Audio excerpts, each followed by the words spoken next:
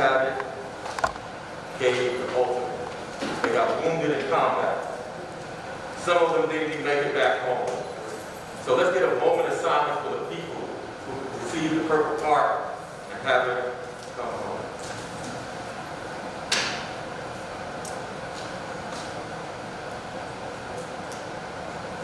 Thank you. And for those who have come home, we have this celebration. Yeah. Amen. Because even though their wounds are for years past, they still suffer. Yes. And so we got to acknowledge them so they can continue to heal from those wounds. So as we continue the program, I'd like to bring up Commander David Hall, past commander, New York State Military Order of Purple Heart, and he will give us the pledge of allegiance.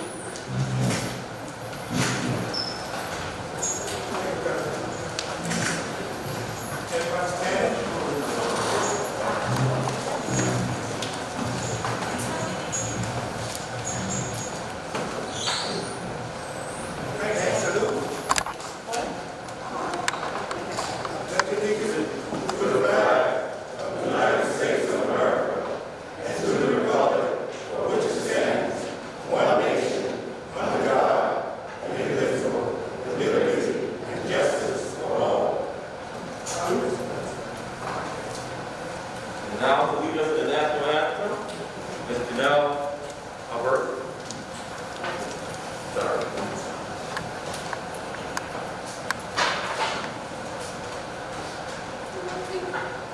John Smith.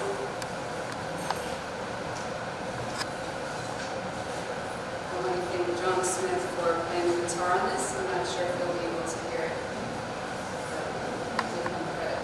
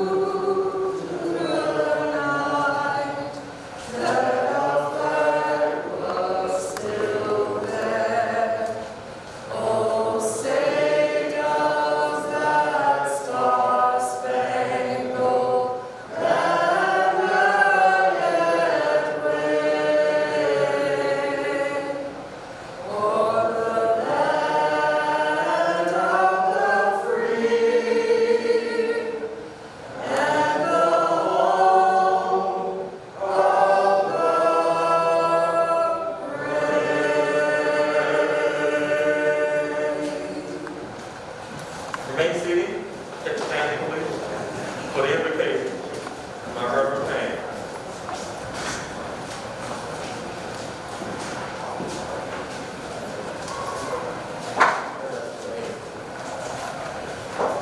Eternal God, our Father, we come again before your presence, and we give thanks and praise unto thee. We thank you for being our special invited guest, and we thank you, Lord, for this day that you have blessed us to see, and this momentous occasion. We ask that you continue to bless the leaders here, Lord, and we ask you to bless this city and the great works that this wonderful city has done down to the ages, and each and every man and woman preserve the liberty in which we enjoy.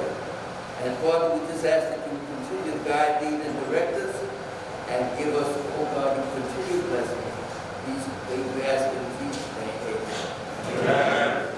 You may be seated.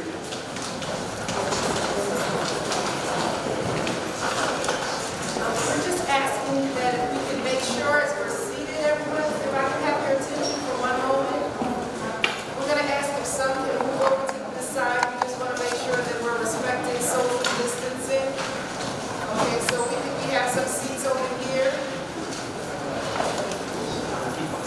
Thank you so much. As we continue the program, I just saw our next speaker. He just sat down, he's not here up. Mr. Ron Tochi with the Purple Heart History.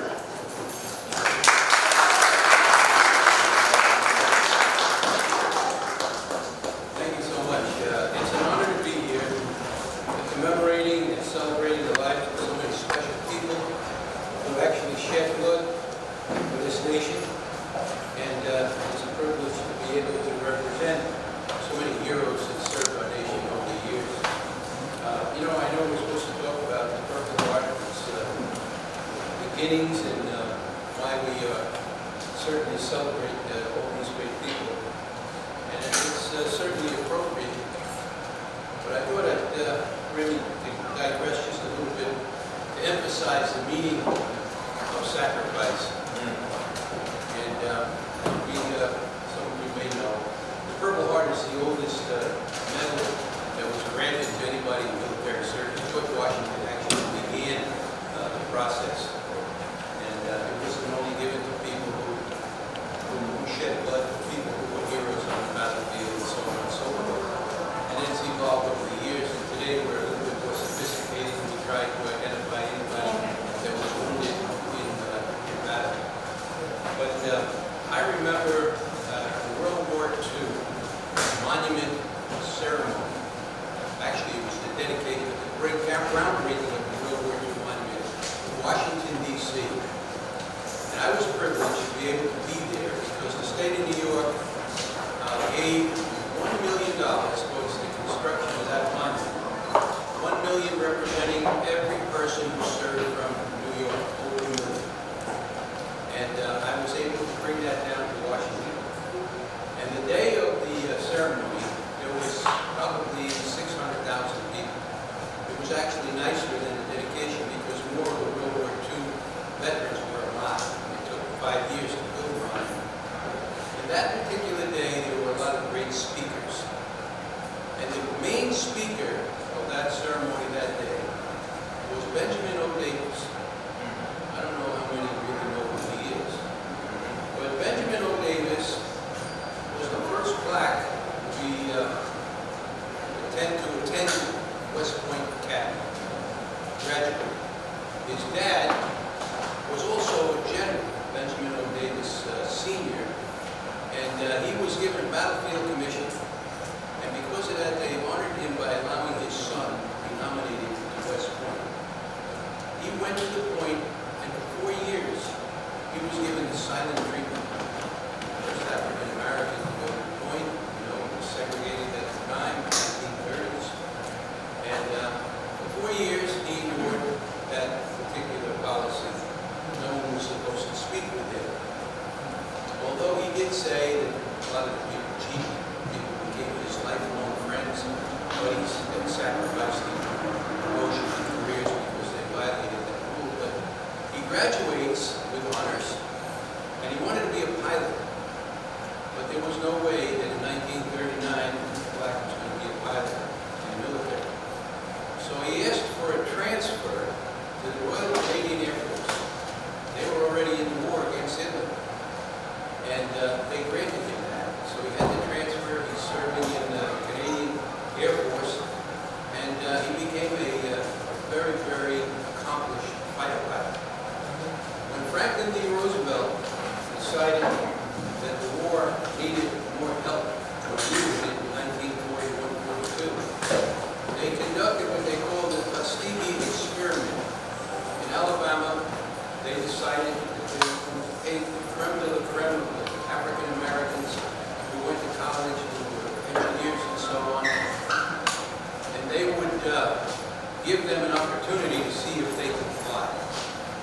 got involved into the Tuskegee Airmen. A lot of you heard of them, the Red Tails, one of the most distinguished fighter squadron units that ever came down to fight. And they became very, very famous, and Benjamin O. Davis was their first commander.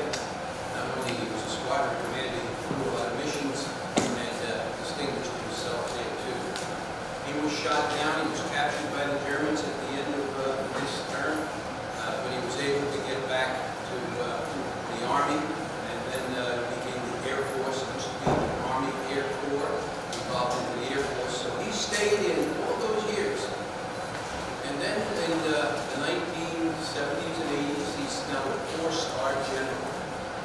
And they chose him to be their guest speaker when they dedicated the World War II Monument. And I'll never forget his speech. And I think this says it all about patriotism, sacrifice, just a tremendous American. He said, you know, a lot of people ask me why I stayed in a military unit in a country where they wouldn't even allow me to go into the restroom once. And he said, you know, it was a simple answer for me. I always believed that America was like a teenager in a family growing up, making a lot of mistakes. He said, and I always thought that someday we would realize its creed, that all men are created equal.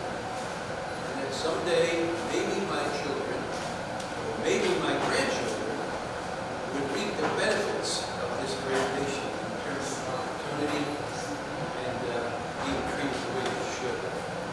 He said, never in my wildest dreams did I ever think that I would be the beneficiary of all the greatness that America has to offer. He said, we may not be perfect. Don't let anybody ever tell you we're not the greatest country in the world. We spill blood with our people, for nations, people that we don't even know. And we lead the world in freedom. And he had people crying. And I had the privilege of meeting him, talking to him, and he became one of my favorite heroes of the time, but especially military hero. And afterwards, there were people that wanted autographs and little kids of all different races going up to him and wanting to shake his hand and so on. So when you think about the Purple Heart, you think about the people we honor, people that shed blood. When you think about somebody like that, analogous to what Martin Luther King said, he saw at the mountaintop, black and whites holding hands, children talking to each other. I may not live to see it happen, but I've seen it in the future. Well, Benjamin O. Davis was one of those people, I'm sure changed a lot of attitudes with a lot of people just because of who he was. And we are privileged that we had somebody like that in the military as an example for all of us to follow. So again, I am delighted and pleased and privileged to be here and to help you work through your veteran services through Viviana now. I wish her nothing but the best. She's somebody special, and she's always been special to me, so I bless you so much. And I do see my esteemed county executive, George Ladner, just walked in, and he suggested that he wanted to be here today, so I'm looking forward to hearing from him. So God bless all of you. Thank you so much for that.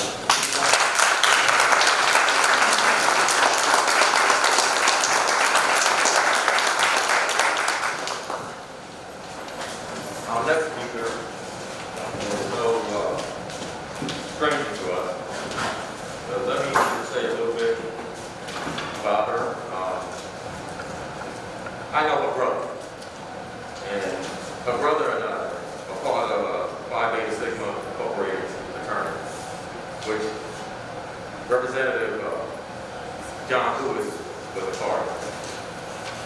And so, that being said, our mayor, who I'm going to call up next, has broken some barriers. She is now the first female mayor, African American mayor, of Mount Vernon.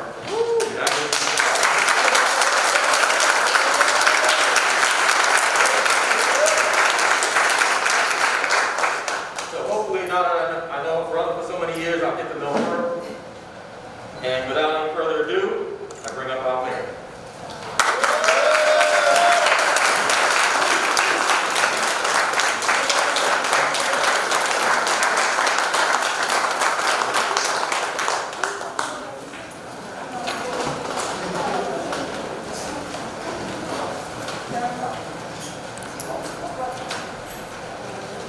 Good morning, everyone. Good morning.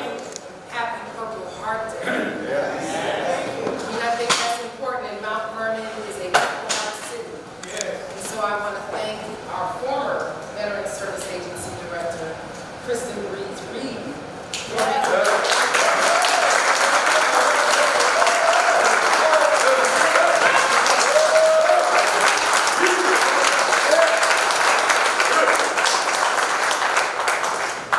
So I'm going to start out with our acknowledgement of special guests.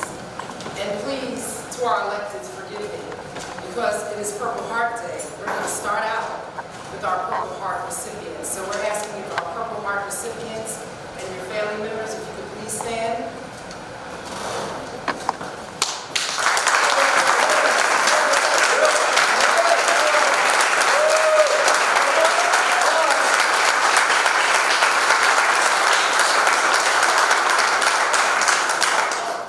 We had to do that because we always usually acknowledge the electeds first, but this is their day. Yes. So we wanted to acknowledge them first today. We want to acknowledge also our county executive, George Latimer. Yes, sir.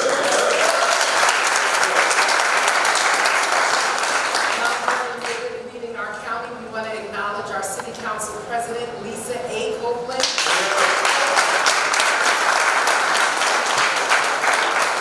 We have a purple memo also. We're our purple. Our former city councilman, Yana Edwards.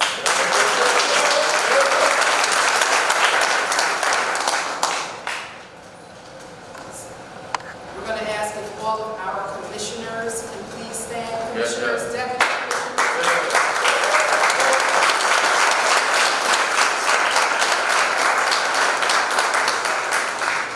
Our leadership team, some of our leadership team, others are leading the city actively right now. And we just want to acknowledge everyone that came today. We want to thank you so much. We want to thank you so much for being here. And so Purple Heart Day in the city of Mount Vernon, as it is everywhere in the country, is important because it recognizes the service of many of our veterans, as well as some people who still might be active to a level, but because of the work that you did, because you were wounded in service, but more importantly, because you continue to stand. You could have been wounded and said, I'm going to pull myself out of the game, I'm going to stand on the sidelines, I've done all that I'm supposed to do. But you stand here today, and many of you are still active in Mount Vernon CCVA. And so I want to say thank you so much. Thank you.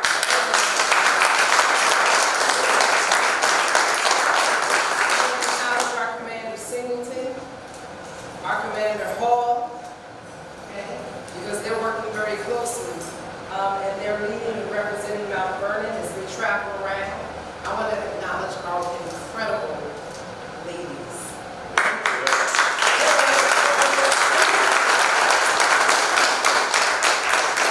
This dynamic mother and daughter team travel all over the place, and they're representing our women who have served in the military.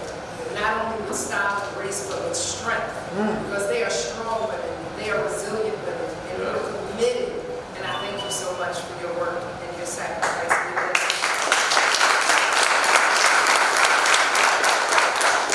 So we've already gotten the history of Purple Heart Day and the importance of it. And again, I just really wanted to say thank you. But I also want to give a special thank you because we always have to lay a foundation, and sometimes we have to relay a foundation. And so I'm going to ask the former director, Kristen Reed, to come to the front.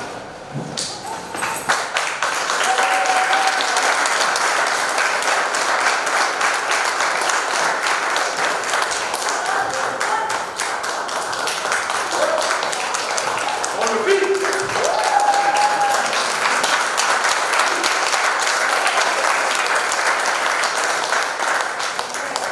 So, we have a proclamation from the Office of the Mayor of the City of Mount Vernon.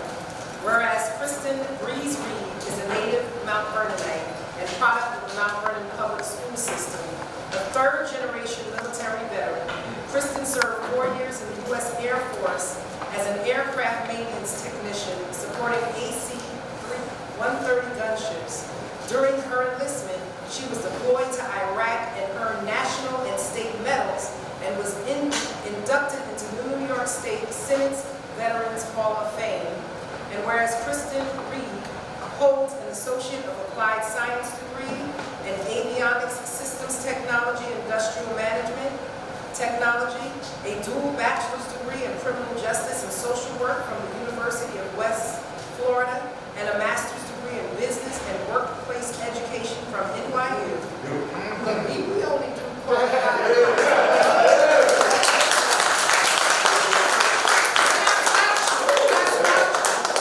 Whereas Kristen held the title of the first woman director of Veteran Service Agency in the city's history, and during her tenure, she acquired unprecedented departmental grant funding and veteran tax exemptions. And whereas Kristen secured funding from New York State Assembly for advancing the Gold Star Mothers Monument planned for initializing in Hartley Park, and led the initiative to have Mount Vernon become a Purple Heart City.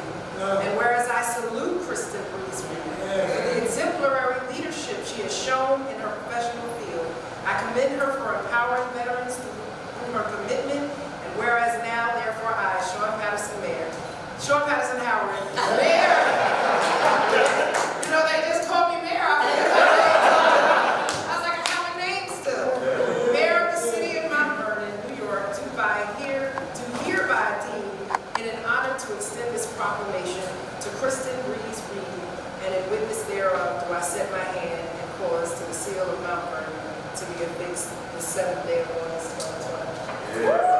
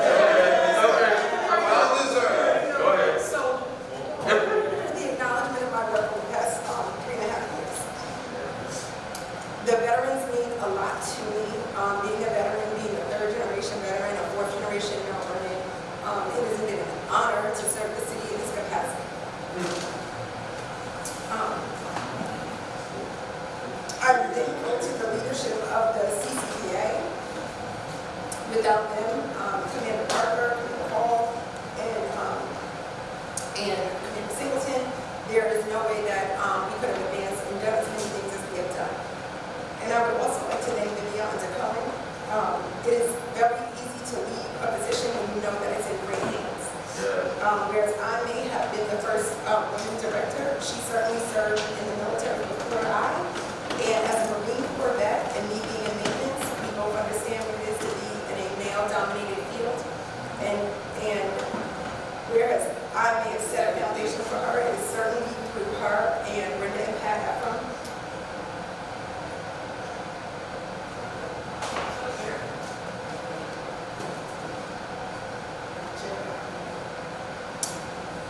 That set a foundation for women to serve in the military. So I'm thankful for this acknowledgement, for the opportunity to serve and to continue serving the city of Mount Vernon. I'm grateful for my sisters who are also veterans, my father who was a Marine Corps veteran and served the city of Mount Vernon as a fireman. And I will not take up any more of your time. Thank you.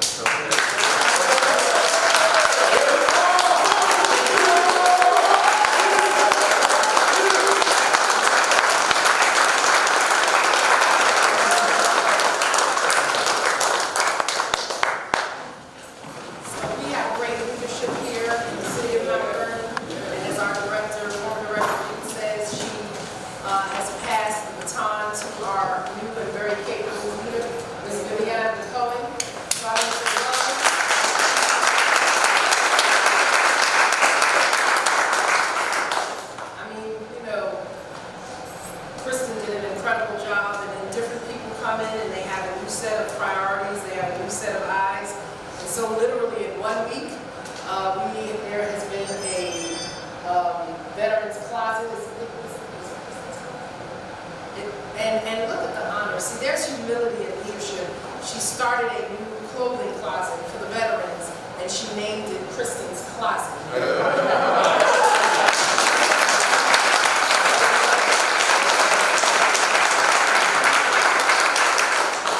a difference when someone has to snatch a baton and someone passes a baton. You pass the baton and she's running with it.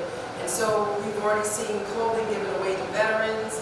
We've already seen some new initiatives coming out of the office. And she's not coming as a novice. She's coming as someone who's not just a veteran in the military, but a veteran in providing services to the community. And so she's coming into Mount Vernon with strong partnerships already in place.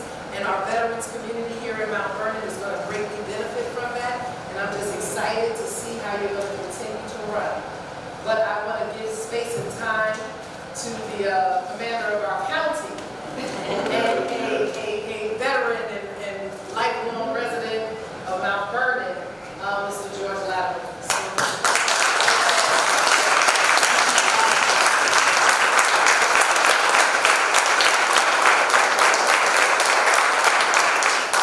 Thank you very much, Madam Mayor. I didn't want to miss the opportunity to be here to honor our Purple Heart recipients and families here in Mount Vernon. We have 19 towns, 20 villages, and 6 cities in the county of Westchester. And as you can imagine, we're in and out of all of them at various times. Right now, mostly because of Con Edison. As my friend Lisa Copeland would say, but I digress. And so I'm very happy to be here. Our leader, Ron Toshi, of our veterans programs in the county, I was with him yesterday, and he reminded me of this, and I said, I'm very happy to be here. Because when I'm in this one community, of all of the other communities, it's not just a travel to a geographical place, it's a travel to my own life and history.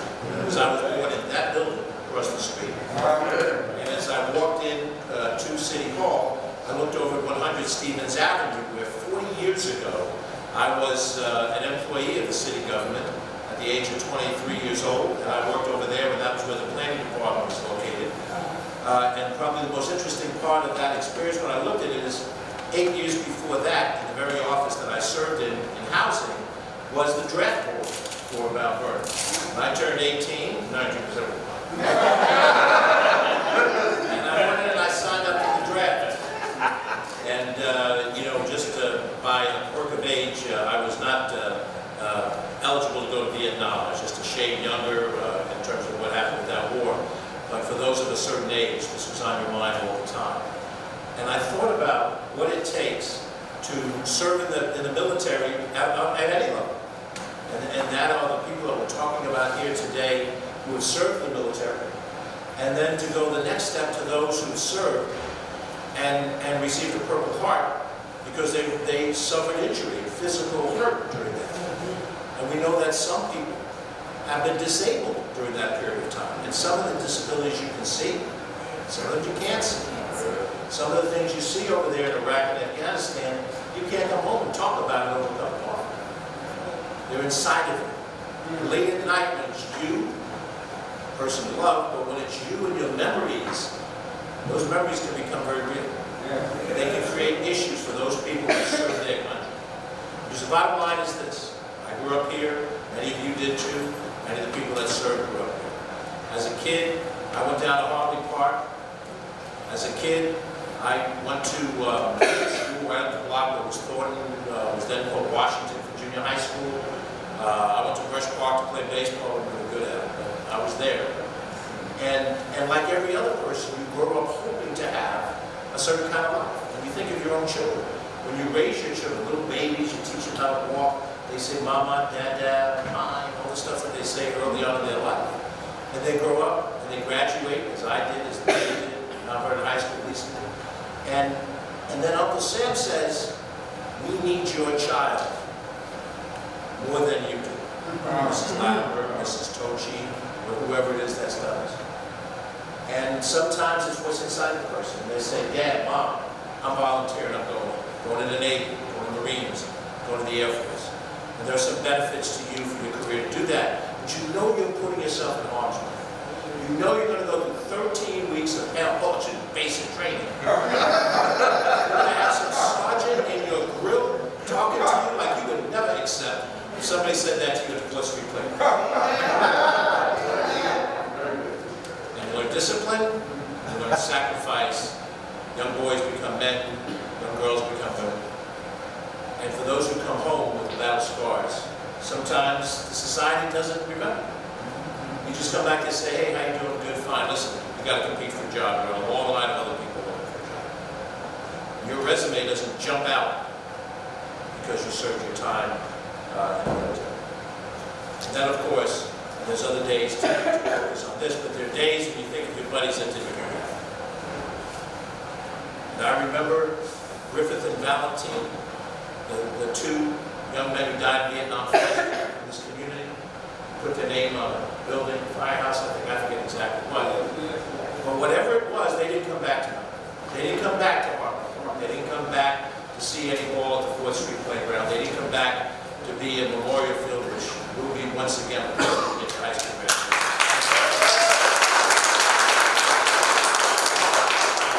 So we honor all that stuff. We honor all that stuff. And we also honor the families of those that serve. Because when you love that man or that woman, and they're on the other side of the world, every night you pray for them. Every night you're afraid that you're never going to see them. That's what it is. Every night you hope that when they come home to you, they'll come home to your arms and they'll be the person that left, that you love. And there's a time for all of us to go, but it's easier to accept when you've lived a long life. Now we're 30, 20, 18. You haven't lived your life yet. And even when you come home, if you come back, your leg isn't right, arm can't do what it used to be able to do because you gave that full strength of that arm to Uncle Sam. You gave the full strength of those legs to Uncle Sam. Because he asked, you responded. Thank God there is an almighty God above us. Because if he wasn't there, Jesus wasn't my Lord and personal Savior. You would wonder, why do men get into wars like this? Women help us fight, but men usually starve, by my observation. Whatever it is that makes us do what we do. People in this room answered the call, and they went over there. Whoever over there was, different ages, was different places. For those who we've lost, just about all gone, they went to Iwo Jima, they went to war. When I was a kid in this town, I remember the parades, and you'd see the World War I veterans, and you'd see one guy who was in the Spanish-American War, one really old guy, going down Bremerton Avenue in a car. He was in the Spanish-American War. I asked my dad, who was in World War II, I said, how come we don't have any Civil War veterans? He said, they don't live to be 150. The Mount Vernon people stepped up every time they could. And let me say the other thing. Now that women are taking their place as well in the fighting force, just as we said, we have a steeper road to climb because we're going into a male-dominated situation. And there is, unfortunately, abuse, harassment, that women get as extra even though they made that sacrifice to get there. And let me say this too as well. When you serve as an African American, you also have a mountain. You go into an organization where people still don't accept you as something. Maybe brothers under combat, but they still look at you differently. So for all of those reasons, the people that we're honoring today, we honor them. Because you did what all the rest of us didn't do. We paid the price for it. We have an obligation to it. And some of that obligation we pay back in tribute. Some of it we have to pay back in concrete benefit. That's why what Viviana does here locally now, she takes this over abroad and for the county, we have to be there for you financially. We have to be there for you if you're young enough in terms of employment, in terms of preferentiality for housing, the things that will really help you in addition to the applause on a given day. So my job, the mayor's job, Lisa Copeland's job, those who aren't in the room like Gary Pretlow and the rest of the members of the council, my job is to make sure that we do more than just praise you on this day, but that we help you like that.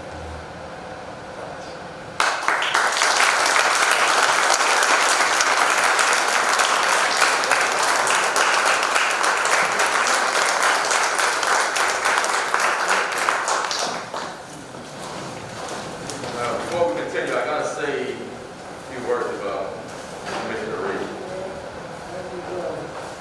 We had a Memorial Day ceremony inside of Madeira training, and we decided to tell war stories. And Ms. Reed began to tell her war story. And one of the things that popped out at me that I didn't realize is that she talks about how when on Memorial Day and Veterans Day, when she goes in to get those free dinners and all that, they acknowledge her husband, but they don't acknowledge her. And it didn't hit me. I didn't understand it. But that's one of the things that our female vets go through. They're almost invisible. Nobody considers them that they've been to war also. The other thing is, Commissioner Reed is a dynamo. I couldn't even keep up. I'm 64 years old. Thank you, man. Because now I can slow down a bit. Not necessary. But I just want to acknowledge Ms. Reed. She's such a fine person, and I know she's going to do great things for this city. Now, to continue on.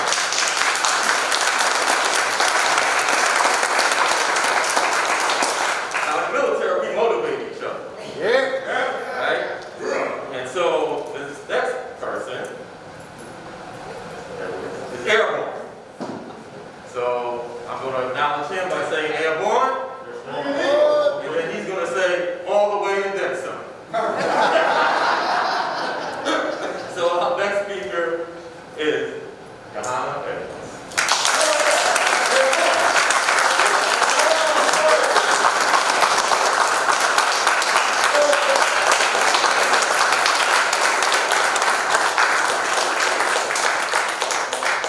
Thank you so much. This is probably the first time I'm really enjoying this.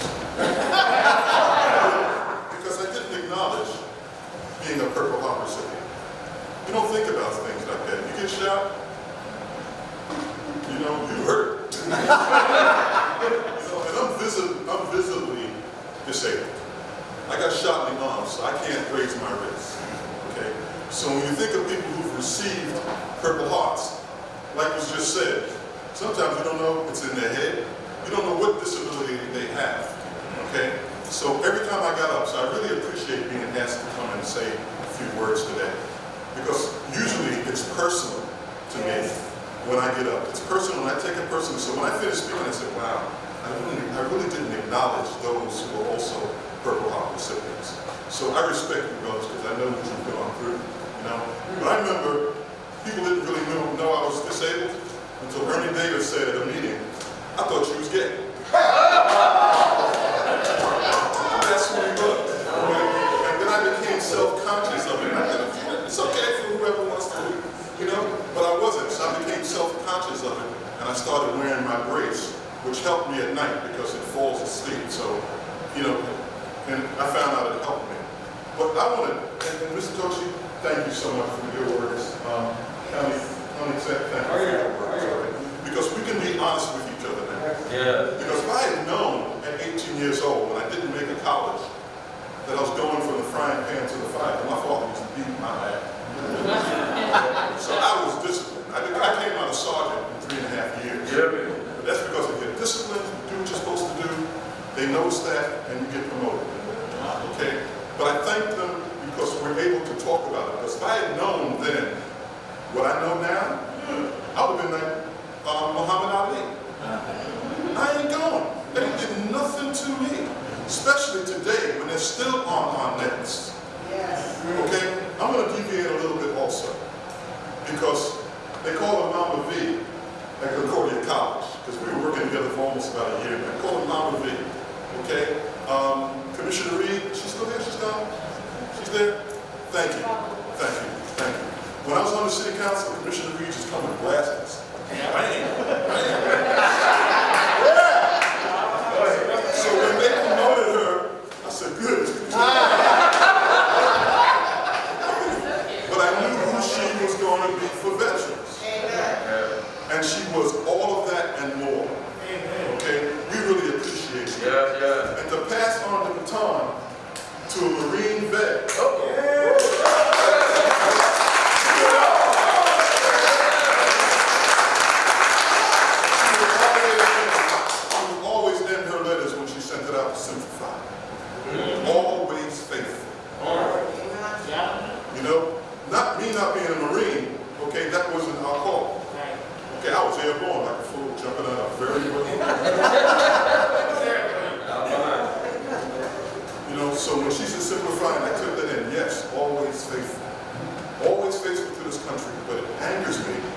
I had spoke one time and I showed a book of black who's been in the first wars of this country, and I was angry. So as I get older, I get more angry, especially today when you look at certain segments of our community and country and what they're saying and what they're doing. You know, if there's another war, why should any of us go? On the real side. Okay, on the real side, God forbid, because we have enough wars. But I'm going to deviate a little. Women. Hello, Girls. Okay, was a book that I had given to Commissioner Reed, and she didn't have time. She said, I really don't have. I took that book and learned some things that I never knew about the women back in World War I. They were called the Hello Girls because, you know, back in those days, with the operator, you had to connect with the operator to get a call out. Okay, and they were the only competent ones that could deal with communication. Okay? So they volunteered and went to war and communicated and coded around, okay? But the understanding at that time was they didn't even have the right to vote.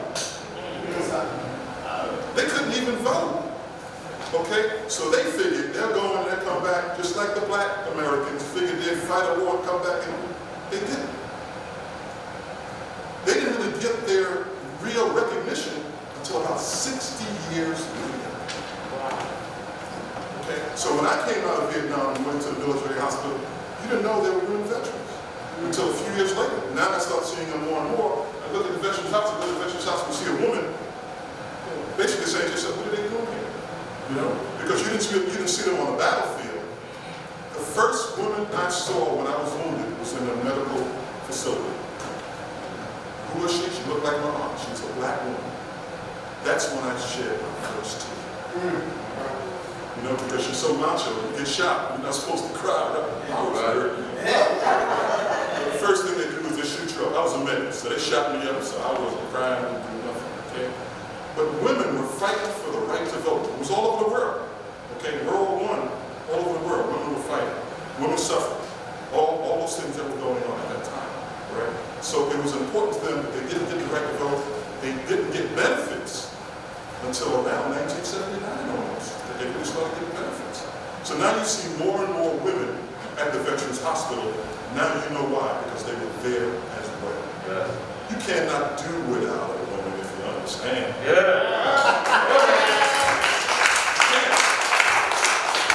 A woman brought you into this world. Why don't men understand that? Hey, but they're taking over now. Taking over now.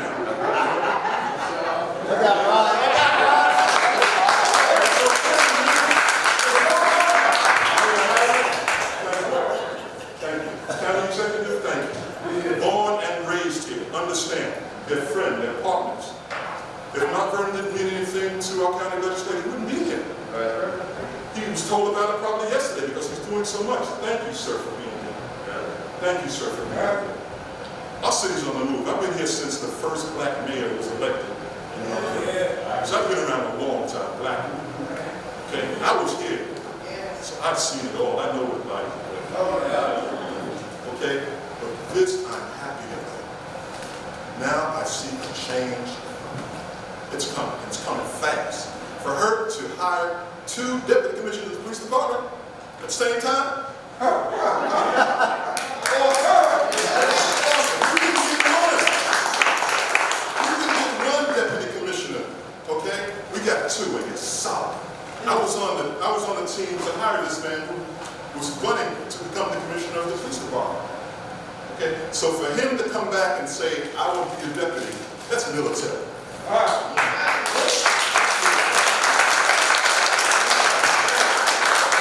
In order to give orders, you got to be able to take orders.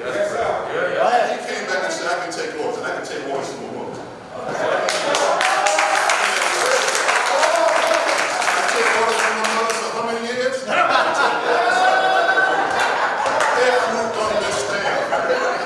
If you understand, it's woman's time, and I'm ready to stand behind it. And I always say this.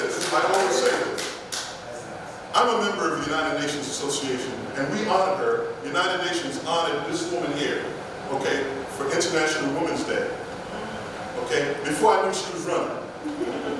So I knew who she was before she even came out to run for mayor. But I had already committed myself, and people in the community would say, Yana is a flip-flopper. He'll start from one and he'll go to another. So I said, hey, okay, I'll stick with it, but I want y'all to know, I'll still be on the council if I knew she was running. If I knew that, other people knew, and they just disappeared and said, no, I ain't voting for him, but I ain't telling nobody I ain't voting for him. I'm gonna play the game.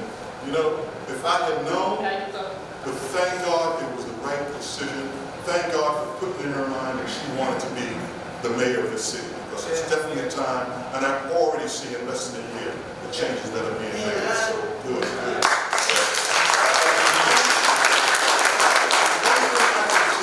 You know, and I asked the mayor to get the people in the departments to join something here. Let them be involved in something in the community to be able to really bring back to you what's going on, to get what's really happening in the community. Okay, everybody should be involved. You should not get a paycheck and then come home and then relax for the rest of the evening. Go to a meeting. Bring back what's going on. That's where I was. I was involved in everything. Started Neighbors That Care. Eli Goodside was the president of Neighbors That Care. Eli has been running it, and I didn't realize until Eli told me that this has been going on for almost 20 years. Okay? And I was just, my coat was just pulled and said I talked enough. So,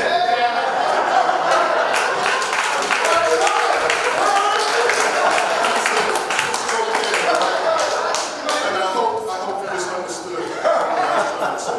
God bless you.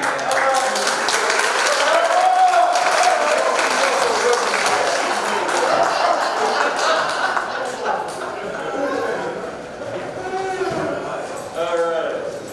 Yeah. Now it's some more time. Now this next gentleman, I call him my John the Baptist. That's because everything he has done, I followed him and done. So, without any further ado, bring up Calvin Park.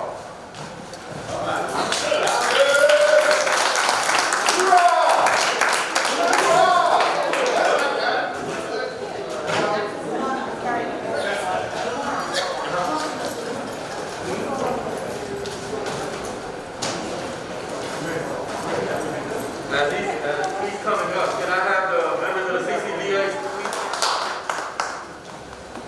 And for those who don't know, the CCBA stands for Central Committee of Veterans Affairs of Mount Vernon.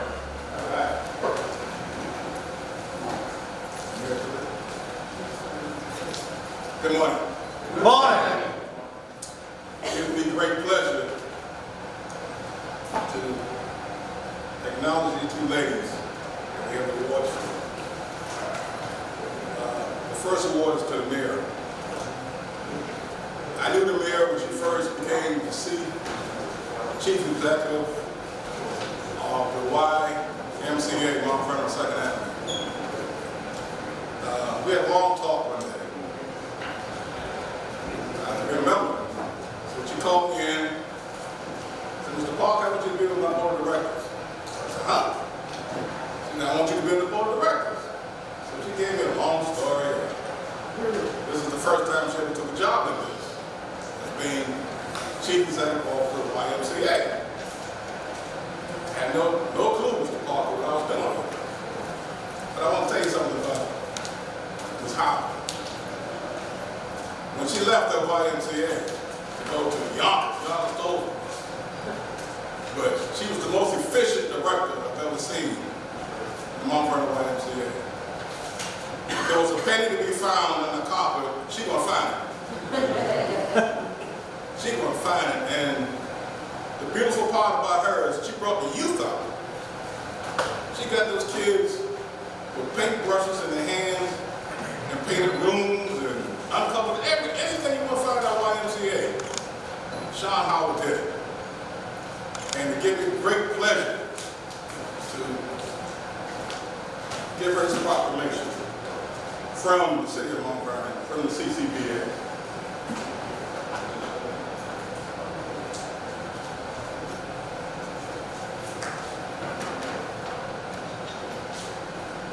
City of Mount Vernon Certificate of Appreciation presented to the Honorable Sean Patrick Howard, Mayor, in recognition of outstanding leadership and support of the Office of Veteran Service Agency and Mount Vernon and their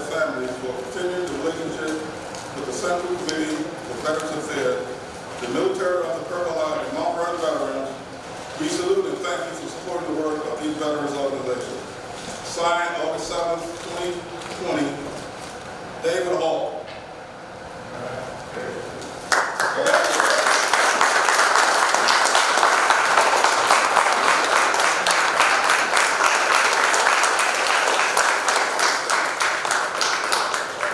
I told the story about it.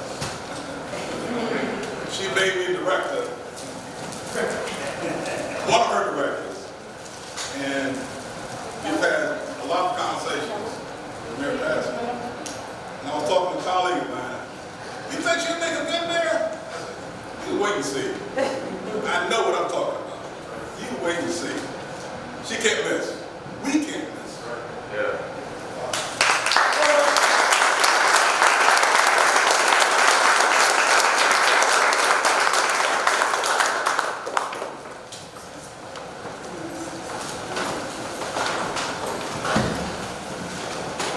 Now this next young lady, who was the Veteran Service Commissioner, and we've had plenty of time together the last 3.5 years. Ms. Reed. I call her Ms. Reed, even though she's younger than me. She could be my daughter. Still call her Ms. Reed. And one thing she always stressed to us, all those old veterans, anytime I take a job, I'm going to leave it better than I found it. And proof, living proof, if you go in that office, if you go in that office now and see it, and can imagine how she found it, how she left it for Mother V, unbelievable. I didn't know, because I had to go there to get some tickets or something for the Playland or something. So I'm going to the office and think I'm going to find the old office. I went in the office and I said, whoa! What you been doing? New flow, new wall, new painting, this, that. Whoa! Unbelievable. So me and Hall was talking, and we had the Veterans BMW 6396 on 14th Avenue. So we're having a problem in our community room. You know what we can do? Let's invite Commissioner Reed to go upstairs. See what we can do. That's not a bad idea, boy. She can hook things up. I mean, unbelievable. What's that lady? But like she's always told us, I like to find things, leave things better than the way I found them. And she did do that. And that room over there. There's no room. Another testimony. Go look at that room. All from her. Young lady. Anyway, I had enough of that. You know, it's good. Yeah, don't touch me. Also, Mother V's only been here for maybe a week. Mama V had the Marines, the Navy, the Army, we have the Air Force. But we put up racks. And she was working out like a judge in the for the Navy. And to go call Caesar. Come and help us out. We mess the racks up. But anyway, we got to do that. Thank you, Mother V. This plaque goes to Kristen, I don't pronounce the middle one. Breeze Reed. In recognition with great appreciation for your outstanding military service, excerpt the Corps meeting. That's breathe the cause. Breathe the cause. Breathe the cause. Service with excellence. Service recognition. Excellence. I want to put Super $5 in there too. And service to the city while serving as Commissioner of the Mount Vernon Veteran Service Agency for the service of Central Committee of Veterans Affairs, the military of the Purple Heart, and the veterans of Mount Vernon, New York, for establishing Mount Vernon as an official Purple Heart city, recognizing Mount Vernon veterans who made the ultimate sacrifice and and the numerous combat wounded veterans who currently reside in the city of Mount Vernon, we salute you and thank you for your excellent service. Dated August 7, 2020, signed Mayor Sean Passon Howard.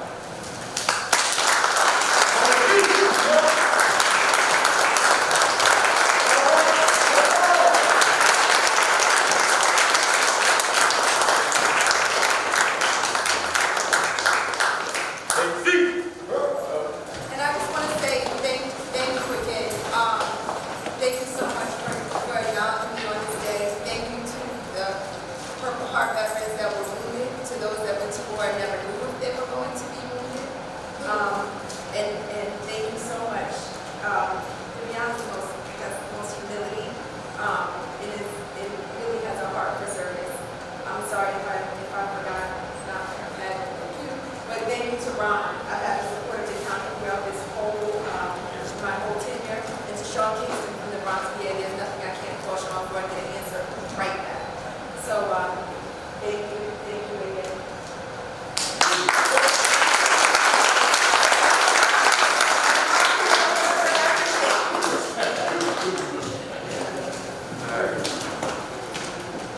About that there. One of the things I wanted to say is the current chair of the CCBA, Ms. Mayor, Madam Mayor, we are committed to you, make you very successful. That's just what you need. We will do this. And with that being said, we got the benediction by Reverend Ford.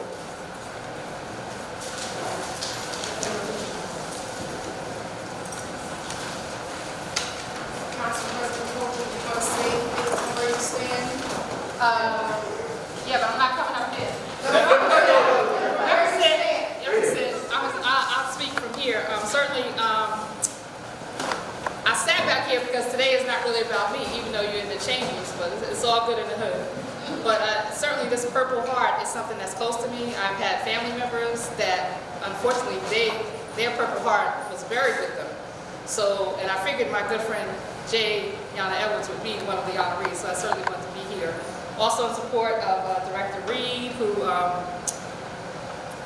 had some difficulties here, but I'm glad to say I was always on the right side because I was with her. It wasn't public, but I was on your side. I didn't have to say it publicly. When I'm against you, you know, and when I'm for you, you know. But this is certainly a great occasion to see my good friend Ron Tochi. He's a bit of a rebel like me. I don't have many friends in New Rochelle, but he's one of them. So I'm glad to see him. And when our veterans director was in the hospital for a long time, the county helped us immensely. They sent someone down here. The staff reached out to me. I think I must have been the chair of the committee at the time, but they've been a great partner. So it's always good to see you, Ron. And to you, the new director, welcome, Viviana Dakota.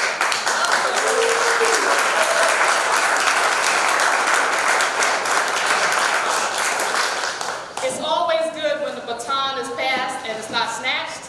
So I'm glad to see, no, I'm serious, because you can tell the difference. You can tell the difference. And I've seen a lot.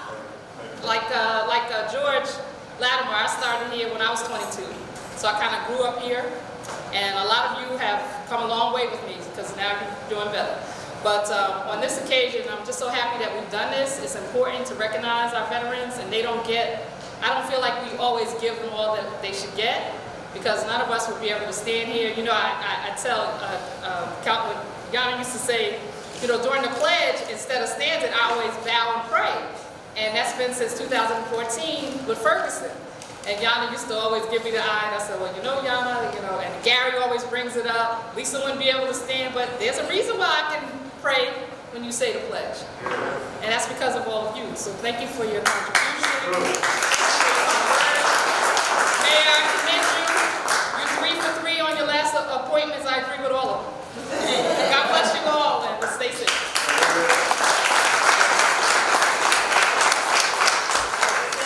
Please stand. Move forward. Just want to say something real quickly. You all heard the expression, the shot that was heard around the world, and with this sling that I have on, everybody calling Reverend Gordon, what in the world were you thinking of a your age getting on a bicycle. And when I met our new director, I remember the first time she saw me, she found out that I was in the Marines, and she outran me. She said, "Drop down and give me 20." I'm very serious, wonderful person, and we're so glad that we're happy to be working with. Father God in heaven, as we come to the close of this great ceremony, honoring the Purple Heart City of Mount Vernon, those, oh God, who are not here, and also receive the Purple Heart. Pray your blessings upon their families. Watch over them, protect them, make every day a brighter day, that all of their tomorrows might be better than their todays. Bless this city of Mount Vernon, and bless this nation above all. Help us through troubled times. We invoke your blessings upon us, the Lord hear thee in the day of trouble. In the name of the God of Jacob, defend thee. Now bless us and take us to our several places. Watch over us and protect us until we come back again. To the glory, praise, and honor of your name, we pray in Jesus' name. Yes. Amen. Amen. Amen. Please come down.